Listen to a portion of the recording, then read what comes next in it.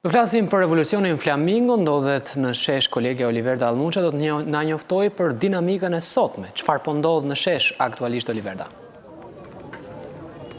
Po Sebastian, ne jemi vendosur në dëshmorët në ndjes, jemi vendosur pikërisht pra tek dëshmorët e kombit, në sheshin dëshmorët e kombit këtu poshtë kryeministrisë. Aktualisht duhet themi që nuk ka filluar ende turma e protestuesve që të vinë dhe të vendosen në shesh, pasi ata janë mbledhur në sheshin Skënderbej, siç edhe ka ndodhur në 47 ditët e kaluara. Këtu ende është në fazat e ngritjes së podiumit ku edhe do të mbahen fjalimet. Pra theksoj Sebastian që strategjia është e njëjtë edhe për ditën e sotme, me kaq komunikim sa kemi pasur edhe me një pjesë të grupit organizator.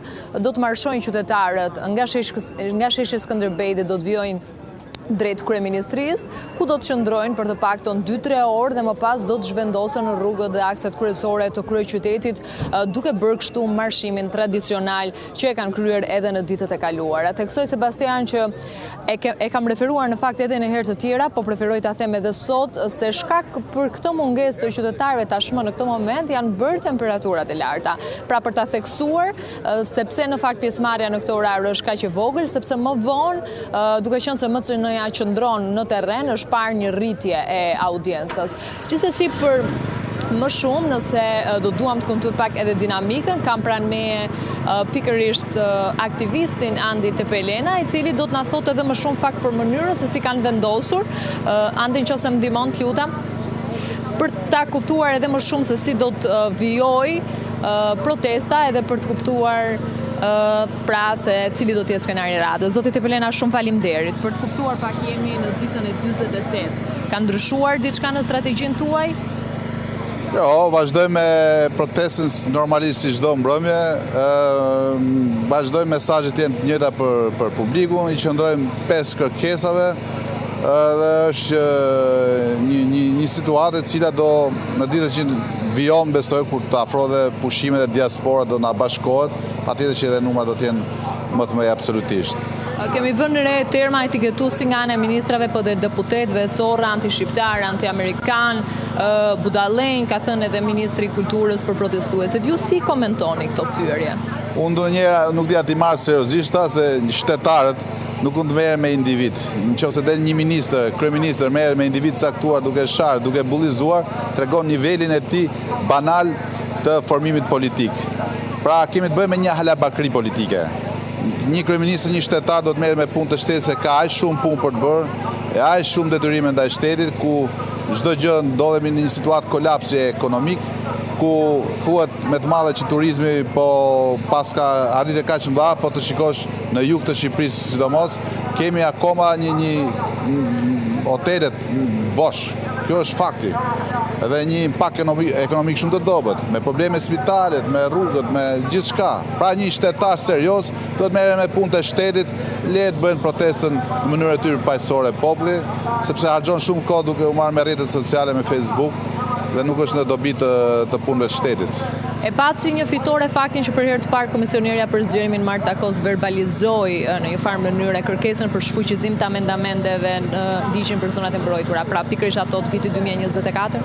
Fitore është fjala e madhe, patjetër që është një inkurajim, është një shuplak për qeverinë, sepse e tha pa dorë Rashka që i shfuqizoni ligjin, por ne do jemi të kënaqur kur të pezullohen dhe punimet që janë në kantier, në Zvërnec, kudo në Shqipëri.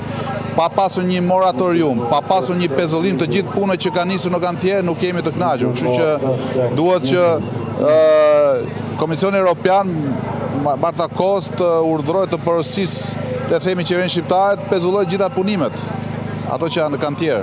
Ndërkohë faktori ndërkombëtar vijon që ta ketë vëmendje nga protesta, e reflekton edhe në publikime, të paktën i referohem këtu mediave të huaja, po gjithashtu dhe konventa e Bernës ka pasur dhe një reagim vetëm 2 ditë më parë pas mbledhjes së bordit, ku sigurisht kërkon këtë që thoni ju, pezullimin. E shihni si mbështetje? Patjetër, media ndërkombëtare hapin, është fjala e ditës me Shqipërinë. Pra është një gjë e zakonshme që po ndodh, Shqipëria vazhdon të jetë në qendër vëmendjes edhe pse ka kaluar 48 ditë. Pra është një mbështetje për protestën, për popullin shqiptar që po proteston në rrugë. Berna e ka bërë këtë mbështetje edhe përsa i përket kur ishte skandali në portin e Durrësit me mbetet e më falni, të kurumit, e tjerë, kështu që reagoj. Pra sa më shumë organizata ndërkombëtare të pavarura që reagojnë në lidhje me të që ndodh në Shqipëri, patjetër është inkurajim dhe mbështetje për protestën, edhe një shuplak për qeverinë. Zoti Pelina, edhe një pyetje të fundit. Kryeministri Edi Rama duket se ka ndryshuar pak retorikën dhe ka folur edhe për dialog, por me atë pjesë që ai e konsideron si të pastër, themi kështu, nga protesta, pra flamingot dhe jo sorrat dhe korbat, i referohem këtu. A ka mundësi për ndonjë dialog me një pjesë të grupeve organizatore kryeministri aktualisht? Këtu ka një frym, nuk është çështje grupesh organizatore të ndryshme, ka një frym, është fryma e protestës. Kanë mira shqiptarë që kanë dalë protestuar dhe kërkojnë një kërkesë që është legjitime, dorëheqja e kryeministrit Rama, sepse ka sjellur një konflikt civil në vend, me ligje të cilët ka një impakt shumë negativ në territor, në ekonomi shqiptare dhe mbi gjitha me çështjet e pronësisë në pronët publike dhe atë private. Në këtë aspekt pritet dhe ishte legjitime që të bënte dorëheqjen, bënte një reflektim dhe të kërkonte të bënte një dorëheqje, pastaj të vetë vot besoj nga parlamenti apo nga populli shqiptar. Po kjo nuk po ndodh, sepse është arrogant, është një as Ramizalia nuk ka qenë kaq arrogant. As Sali Berisha në 97-ën, një moment caktuar kur parti Revolta Popullore dha dorëheqjen. Edhe vazhdon jeta institucionale. Kjo insistimi i tij për të vazhduar me lojra, jo me një pjesë, është thjesht për krijuar një diversion, si pas ka një grup që u merr ka vesh konstruktiv dhe një grup tjetër që s'u merr ka vesh. Jo, kjo është fryma e popullit.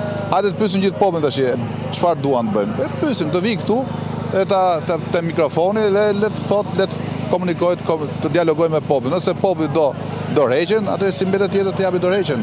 Pra protesta do vijoj. Absolutisht do vijoj. Do vijoj deri në dorëheqjen e Ramës, deri në qeveri teknike.